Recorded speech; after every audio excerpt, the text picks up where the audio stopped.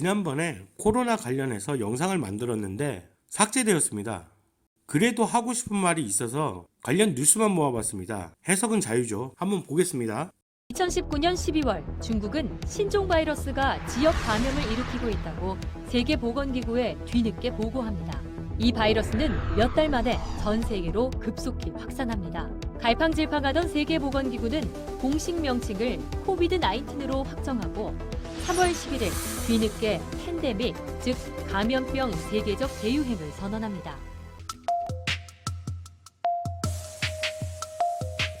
2020년 3월 16일 미 국립알레르기전염병 연구소는 코로나19 백신을 처음으로 사람에게 임상시험합니다.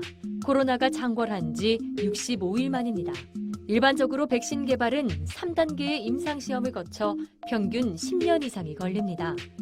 그러나 코로나19의 심각성 때문에 이 3단계를 동시에 진행해 개발 시간을 18개월까지 줄이려 노력하고 있습니다. 백신이 개발된다 해도 팬데믹이 종식되려면 전 세계 인구 대부분이 면역을 갖추는 집단 면역이 이루어져야 합니다.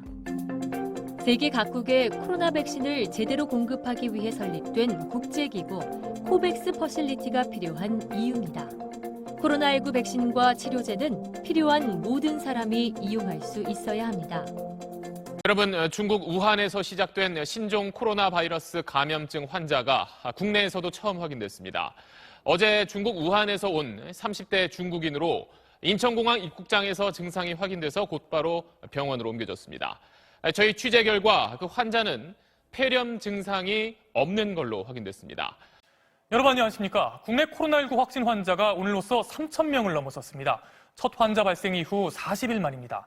오늘 하루에만 800명이 넘는 새 확진 환자가 추가됐는데 상당수가 대구에서 나왔습니다.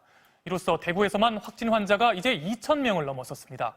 꼬박 2년간 코로나 사태를 겪으며 오락가락했던 정부의 방역 정책을 비판하는 목소리가 높습니다. 코로나 발생 초기에 비교적 잘 대응했던 한국 정부가 왜 곧 한계를 드러내고 백신을 제때 들여오지 못했을까요? 이영기 서울대병원 교수와 법조인, 소상공인 등 15명의 저자는 정부가 홍보했던 K-방역의 빛과 그림자를 분석합니다. 일본, 영국, 네덜란드 등 각국의 방역 정책과 비교합니다. 백신 도입 지연이 국민의 생명권을 어떻게 위협했는지, K-방역이 개인의 자유를 어떻게 침해했는지도 살펴봅니다. 백신 관련 질문이 나왔으니까 하나만 먼저 질문 드리고 제 질문을 하겠습니다.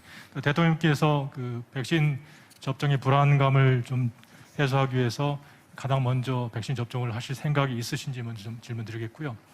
우선은 아까 그 백신에 대한 그 불안을 말씀하시는 분도 계셨는데 우리나라는 이 독감 백신 접종률이 매우 높은 나라입니다, 세계적으로. 그래서 저는 이 코로나 백신도 우리 국민들이 이 방역 당국을 신뢰하고 나는 많이들 접종하실 것이라고 생각합니다. 우리 한국 내에서 백신에 대한 불안 때문에 백신 접종을 기피할 것이다라는 것은 저는 아직은 기우라고 그렇게 생각하고 있고요.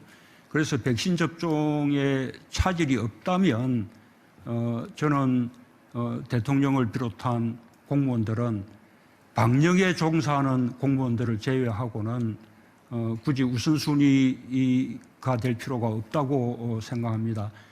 우선순위자들부터 먼저 접촉하고 나중에 일반 국민들과 함께 접종하면 충분할 것이라고 생각하고요. 델타 변이를 중심으로 한 4차 유행 기세가 꺾이지 않으면서 백신 접종이 한시가 급해졌습니다. 하지만 당국의 백신 도입 일정은 당초 계획에서 자꾸만 밀리고 있는데요. 거리두기 실효성이 한계에 다다른 가운데 백신 도입마저 늦어지며 추석 전 국민 70% 1차 접종 계획에 차질이 오지 않을까 우려되고 있습니다.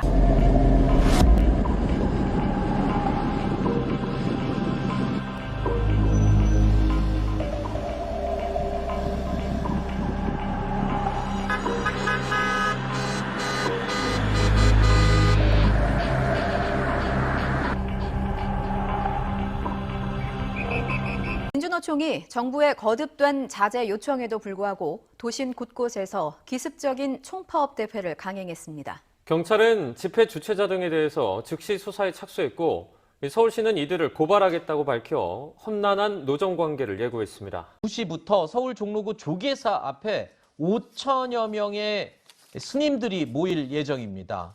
조계종은 현 정부의 종교 편향, 불교 왜곡 근절 등을 위한 이 전국 승려대회를 진행한다라고 이 취지를 밝혔는데요. 이렇게 자영업자들이 방역 패스에 반대하는 건 아직 현장에서는 업주나 손님이나 방역 패스 때문에 혼선이 많기 때문일 겁니다.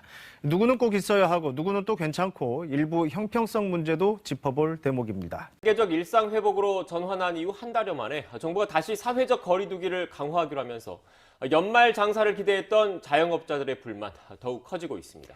백신 접종은 무료입니다.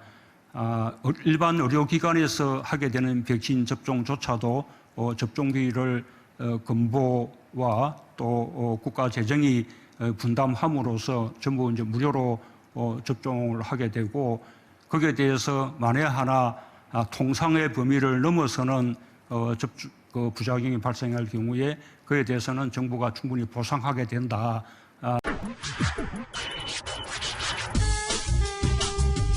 대통령부터 집권당 여당 의원들이 지구당에서 다 백신 무료로 접종한다고 해놓고 이거 거짓말하면 됩니까 이거?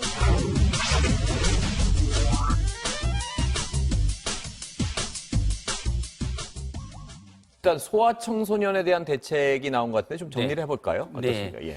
12세에서 17세 사이가 접종이 가능해졌습니다. 예.